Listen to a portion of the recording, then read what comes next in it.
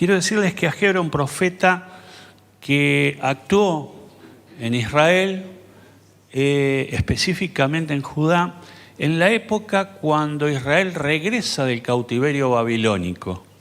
O sea, Israel había sido dominada por Babilonia, había sido conquistada, la ciudad de Jerusalén había sido devastada, el templo de Jerusalén había sido destruido, y terminado ese cautiverio,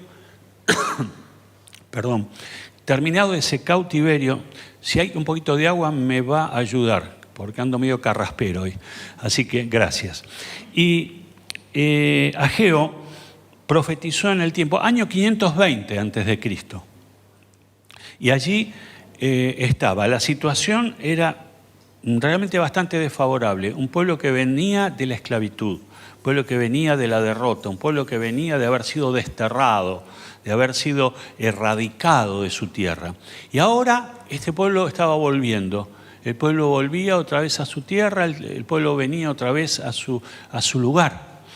Y esta palabra que Dios le habla a Israel a través de Ageo, su profeta, tiene este contexto. Y dice así: así dice el Señor de los ejércitos.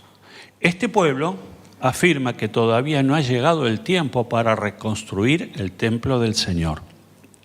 También vino esta palabra del Señor por medio del profeta Ageo.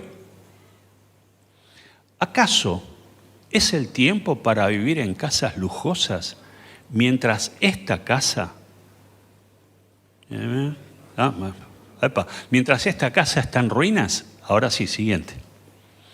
Así dice ahora el Señor de los ejércitos: reflexionen sobre su proceder.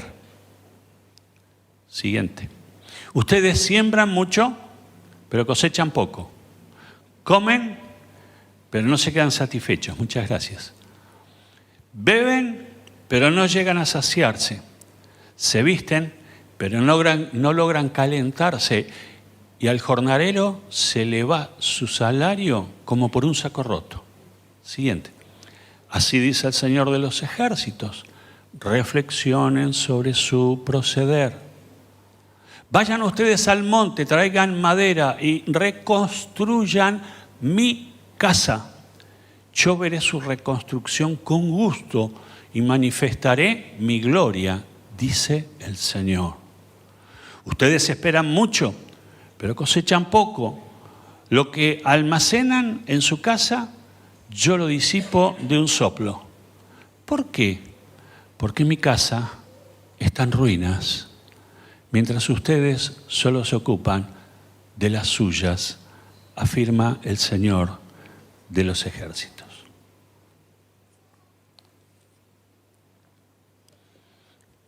Como ustedes ven, acá hay un desacuerdo entre Dios y su pueblo. Distinta mirada. Mientras que el pueblo se concentraba, se ocupaba de ellos estar bien, de ellos reconstruir sus viviendas, de reconstruirlas a un nivel lujoso, para aquel tiempo, por supuesto. Mientras que ellos se ocupaban de sus cosas, Dios les hace un reclamo y les dice: mire, ustedes están muy ocupados en sus temas, pero se han desentendido de mi casa. ¿Por qué para Dios era importante su casa, el templo? Porque en aquel tiempo la manifestación de la gloria de Dios estaba en un lugar físico, geográfico determinado, el templo. Si hacemos memoria, cuando ya Israel sale de Egipto y andando en el desierto, Dios le ordena a Moisés la construcción de un arca, y Dios habitaba en esa arca, o sea, Dios se manifestaba en esa arca. Dios se hacía presente en ese lugar. O sea, para Israel, el arca era sinónimo de la presencia de Dios. Si a un israelita le decían: mira, quisiera encontrarme con tu Dios, ¿a dónde tengo que ir? Tenés que ir al arca. Allí está el Señor. Y luego se establecieron en la tierra prometida, y entonces de pronto viene la iniciativa, primero en David, que él no pudo reconstruir, pero sí empezó a almacenar todos los elementos para la construcción del templo, y Salomón, su hijo, sí lo construyó. Y cuando declararon, o cuando se se inauguró el templo en Jerusalén, dice que la gloria de Dios, el humo de la gloria de Dios, de la pesada gloria de Dios, de la Shekinah de Dios, se llenó el templo. Dice que los sacerdotes no podían soportar la presencia de Dios, tuvieron que salir.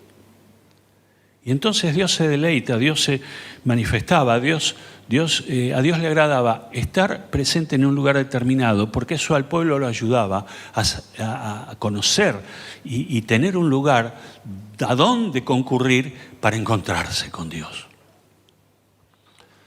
Y de pronto viene la destrucción, la invasión de Babilonia que destruye la ciudad y destruye el templo. Y entonces cuando regresan, la ciudad estaba siendo reconstruida, las casas estaban siendo reconstruidas, pero el templo había sido dejado para el final. Entonces, aquí tenemos un tema, como podemos ver, de diferencia de prioridades. Para el pueblo lo prioritario era lo suyo. Y Dios le decía, se están olvidando de lo más importante, que es lo mío. Y aunque parezca un hecho llamativo, esto nos coloca justamente en orden de prioridades. Lo que Dios le está tratando de enseñar a Israel, lo que le está reclamando a Israel, miren, yo no soy su prioridad, porque si fuera su prioridad se hubieran ocupado de restablecer el lugar donde yo quiero habitar, donde yo me había manifestado. Ustedes pueden venir con sus ofrendas para el perdón de sus pecados. Ustedes pueden venir a un altar que hoy no existe, porque fue destruido, pero no se ocuparon de reconstruirlo.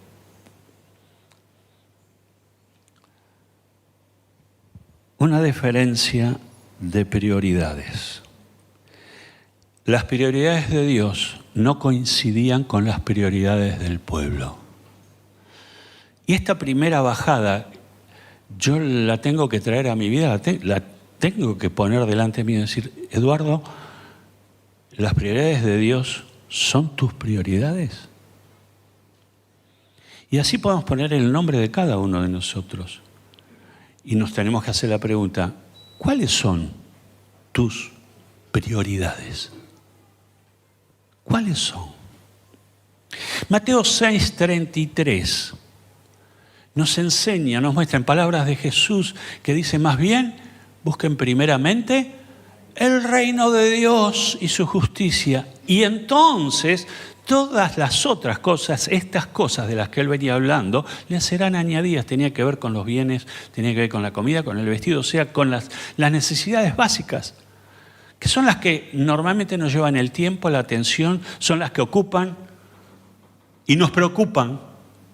Cómo satisfacer nuestras necesidades básicas, cómo llegar a fin de mes, cómo hacer que nos alcance, cómo estirar mi sueldo, cómo hacer frente a los aumentos desmedidos. Y hoy vivimos angustiados con estos pensamientos.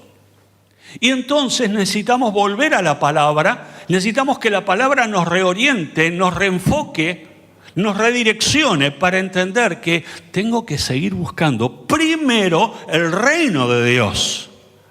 Y todas las otras cosas vienen por añadidura. A mí me encanta esta expresión de Jesús, porque Jesús no está diciendo, miren, todo esto es mundano, esto es secular, esto no tiene que tener interés, usted solo tiene que ocuparse de lo espiritual. No, dice, ocúpense de la presencia de Dios en sus vidas, porque todas las otras cosas que a ustedes sí les preocupan van a venir como consecuencia de la búsqueda de Dios en primer lugar. Oh, no me siento tan solo. Así que, diferencia de prioridades. ¿Cómo andan tus prioridades? No me lo responda. Yo tampoco le voy a decir las mías. Pero creo que necesitamos repasar, creo que necesitamos repensar cuáles son nuestras prioridades. ¿Qué ocupa primero el lugar? ¿Qué es lo que me lleva más tiempo? ¿Qué es donde yo invierto más el tiempo? ¿Esa va a ser tu prioridad? Lo que te ocupa, en lo que más invertís tiempo, esfuerzo, ¿eso es tu prioridad? Entonces ahora te vuelvo a preguntar, ¿esa prioridad que identificaste es Dios o es otra cosa? Aquí el Señor confronta al pueblo de Israel y lo confronta justamente con este tema, con este enfoque. Los hace pensar, los desafía a que piensen qué era lo más importante en sus vidas. El segundo aspecto, volvemos a Ageo, versículos 5 y 7 vamos a mirar. Versículo 5 dice, así dice ahora el Señor de los ejércitos, reflexionen sobre su proceder. Y 7, así dice el Señor de los ejércitos, reflexionen sobre su proceder. Les quiero pedir ahora en cabina otros dos versículos del mismo pasaje.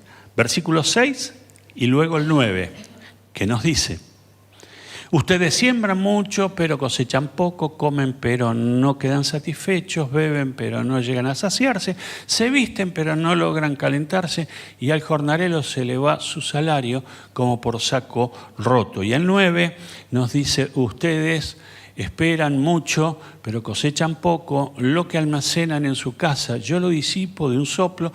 ¿Por qué? Porque mi casa está en ruinas, mientras ustedes solo se ocupan de las suyas. Dios hace una descripción de cómo estas cosas materiales en las que ellos esperaban, necesitaban, deseaban, podían diluirse en un soplo. Podían de pronto perderse. Y lo que el Señor está tratando de mostrarles a Israel es que no solamente tenía una diferencia de prioridades, sino que el descuido de la reconstrucción del templo, del lugar donde Dios habita, el lugar donde Dios se manifiesta, había quedado en ruinas y no estaba siendo reconstruido. Esta conducta, esta actitud, detenía la bendición de Dios. A veces he escuchado, lo he dicho también en otra oportunidad, a creyentes, hermanos nuestros, míos, que de pronto dicen, a mí Dios no me escucha. A mí realmente parece que Dios no me bendice. Y yo creo que cuando yo tengo esta sensación o estoy viviendo una situación en la cual creo que Dios no me bendice, tengo que preguntarme por qué.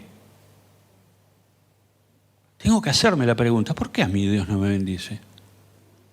Primero porque existe algo que es notable. Usted observe a otros hermanos, cómo les va, cómo están en sus cosas, cómo está su hogar, cómo está su casa, cómo está su trabajo.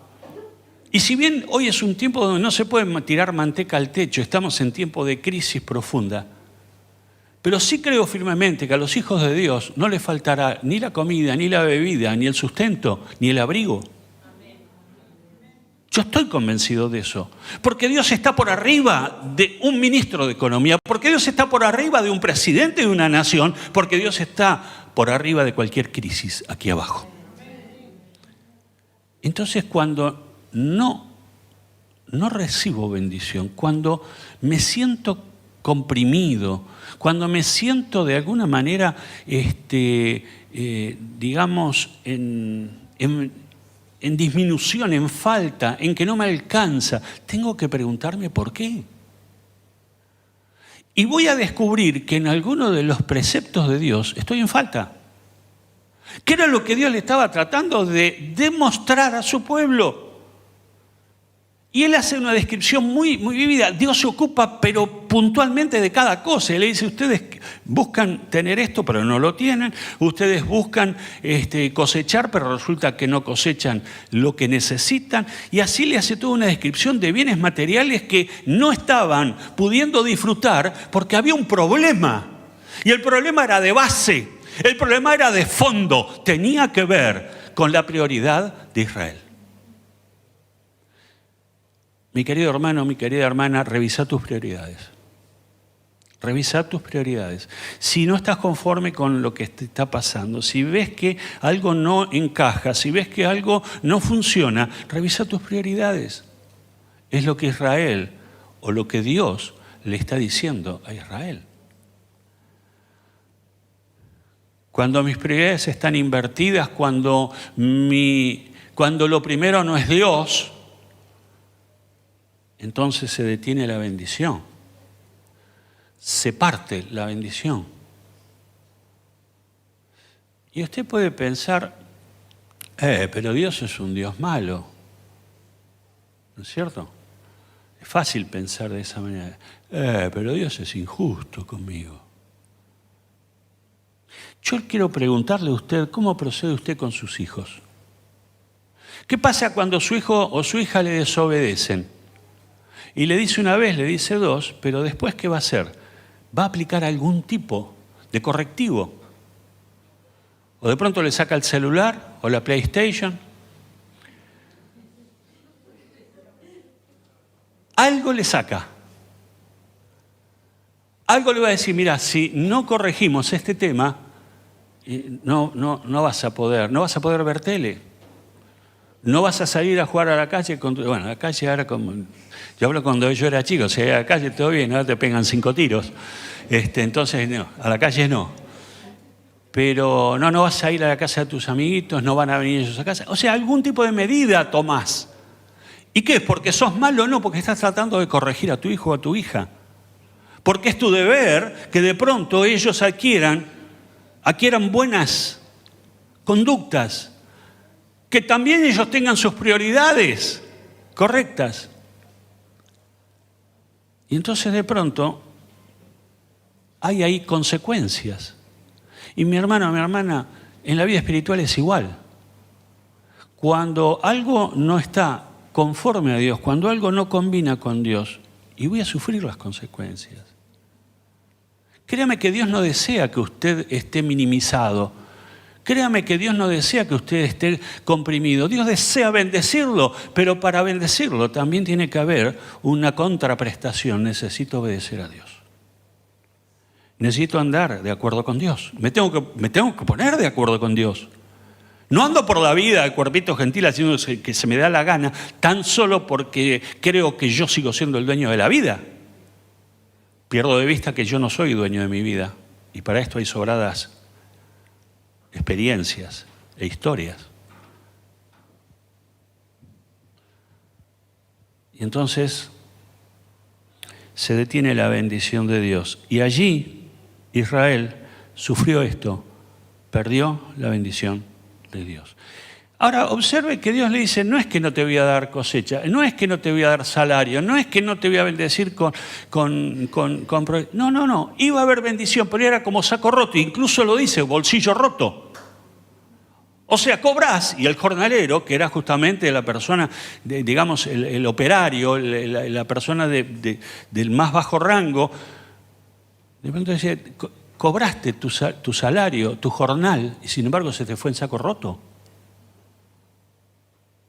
¿Cuántos de los que estamos aquí tenemos el bolsillo roto?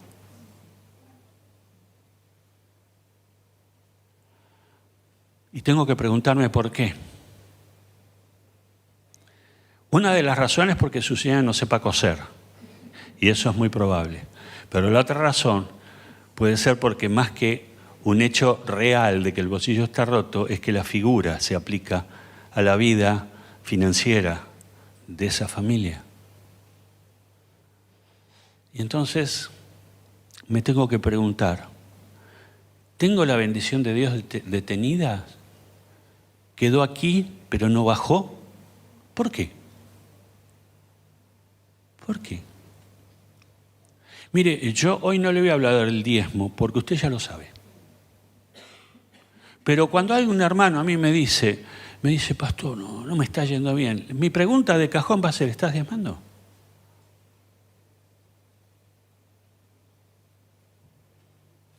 ¿Usted sabe que ese principio hay gente que ni siquiera es cristiana y lo cumple? Porque han leído un día la Biblia en Malaquías capítulo 3, versículo 10, que el Señor está hablando acerca de ese principio y dicen, miren que si ustedes hacen esto, yo abriré la ventana de los cielos y derramaré sobre ustedes bendiciones hasta que sobreabunde, no que abunde solamente, sobreabunde. Y hay gente que no conoce a Dios en lo personal, sin embargo el principio sí lo obedecen y les va bien, porque Dios honra su promesa. Dios siempre honra sus promesas.